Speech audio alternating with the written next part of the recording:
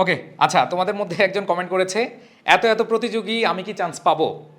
আচ্ছা, যে কমেন্টটা করেছো তার উদ্দেশ্যে বলছি, এই বেটা, ছোট লোক ভাববি না নিজেকে, মানে নিজেকে কখনো ছোট ভাববা না। আমি ছোট লোক তোমাকে বলছি না, মানে হচ্ছে তোমার যে ভাবনাটা, এই ভাবনাটা ছোট পরিসরে নিও না। এত এত প্রতিযোগী হয়েছে, কি হয়েছে? এখানে তোমরা যারা পরীক্ষা দিবা, ধরো 1 লাখ শিক্ষার্থী পরীক্ষা দিল, সেখানে 4 থেকে 5 হাজার স্টুডেন্ট ধরো কোয়ালিফাইড হইলো। এখন কথা হলো যে ভাই, এই 1 লাখ শিক্ষার্থীর মধ্যে 1 লাখ শিক্ষার্থী যদি হয়, এখানে 1 লাখ শিক্ষার্থী কি তোমার রিয়েল প্রতিযোগী? মানে সবাই কি পড়াশোনা করে? না, এর মধ্যে 50% আছে জাস্ট মন চাইলে পরীক্ষা দিবে, পরীক্ষা দিয়ে চলে আসবে। আবার 50% আছে কোনো রকম বাবা মা বলছে পরীক্ষা দিতে হবে, তার কিন্তু চিন্তাভাবনা আলাদা, সে কিন্তু চিন্তা করতেছে অন্য কিছু। সো এরকমই তো আছে 15-20 হাজার। সো রিয়েল যদি আমি বলি কম্পিটিটর তোমার জন্য, হয়তো সেটা হতে পারে 20 থেকে 30%। মানে হচ্ছে তুমি প্রতিযোগিতা যাদের সাথে করবা, মানে রিয়েল ফাইটার, তুমি যদি আসলে পড়াশোনা করে থাকো, যে কমেন্টটা করছো, সো সে যদি পড়াশোনা করে থাকো, তাহলে দেখবা তোমার সাথে যারা প্রতিযোগী বা যারা পড়াশোনা করছে, এরকম হতে পারে 20 থেকে 30% স্টুডেন্ট। সো তাদের সাথে তোমার কি করতে হবে? কম্পেয়ার করতে হবে। এখন কথা হলো, যাক কম্পেয়ার করলাম না, এত এত প্রতিযোগীর মধ্যে তোমার সিট লাগবে কয়টা? তুমি চান্স পেতে চাও কয়টায়? একটা বিশ্ববিদ্যালয়ে 10টা সিট পেতে চাও, নাকি একটা সিট পেতে চাও? একটা সিট পেতে চাও।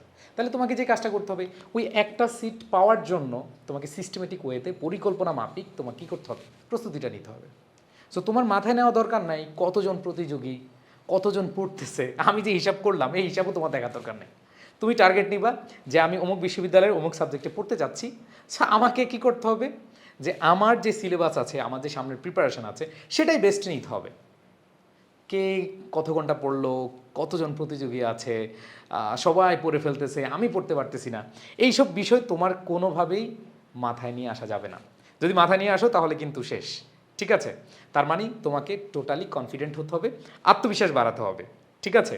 আর আরেকটা বড় বিষয় হচ্ছে কি জানো, যে আমাদের ছোটোবেলায়, বিশেষ করে আমি যখন ক্লাস 5-এ বৃত্তি পরীক্ষা দিতে গিয়েছি, আমাকে ওইখানে টিচাররা বলছে, এই বৃত্তি পাও আর না পাও, প্রতিযোগিতা অংশগ্রহণ করাই কিন্তু বড় কথা। আসলে এটা ভুল কনসেপ্ট। এটা প্রাইমারি স্কুলে যেটা শুনে আসছি, আমার কাছে মনে হচ্ছে এটা ভুল কনসেপ্ট। এই কনসেপ্টটাই মাথা থেকে বাদ দিয়ে দিবা।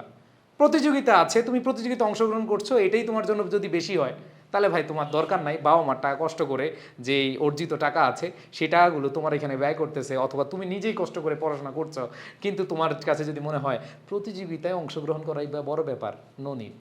তোমাকে আজকে থেকে মাথায় রাখতে হবে কতজন প্রতিযোগী, কতজন কি, এগুলো দেখার দরকার নেই। তোমার সিট লাগবে একটা, সেটাই তুমি কি করবা?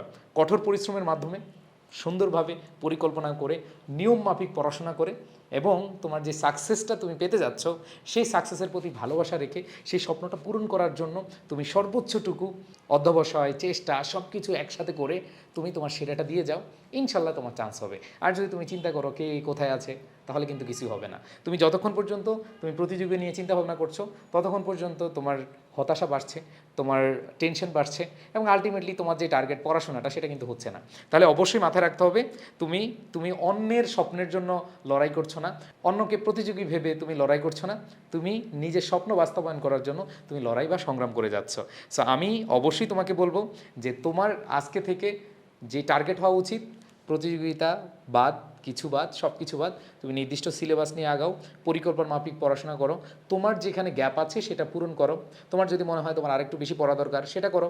তোমার যদি মনে হয় তোমার সিলেবাস এখনও অনেক বাকি, তুমি সিলেবাসটা শেষ করো, গুছিয়ে পড়ো, যতটুকু দরকার ততটুকু পড়ো। তোমাদের মধ্যে অনেকেরই প্রবলেম আছে যে তোমরা যারা আমাদের পেইড বেসে আছো, যে তোমরা একদিন ভালো পড়লে আরেকদিন পড়তে পারো না, এইটা একটা প্রবলেম।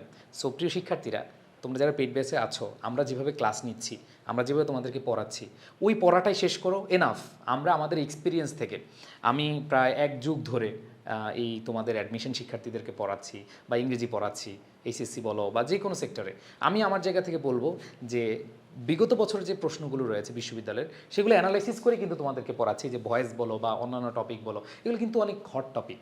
সো এগুলো মাথায় রেখে তোমাদের প্রস্তুতি নিতে হবে, কারোর সাথে তুলনা করা যাবে না, ইনশাল্লাহ তুমি ভালো করবা, এটাই হচ্ছে তোমার জন্য আমার আহ্বান। তো সবাই ভালোভাবে প্রস্তুতি নিবা, সবাই নিজের সর্বোচ্চটুকু দিবা, নিজের যে টাইমটা রয়েছে সেই টাইমের সর্বোচ্চ ইউটিলাইজ করবা, তাহলে ইনশাল্লাহ ভালো করতে পারবা। সো এই কনসেপ্টটা মাথা থেকে একেবারে বাদ দিয়ে পড়াশোনাটা করো, চান্স পাবি ভাই। আর যদি শুধু শুধু এগুলো নিয়ে বেখাপ্পা জিনিস নিয়ে পড়ে থাকিস, তাহলে কিছু হবে না। বুঝতে পারছি? আশা করি বুঝতে পারছো।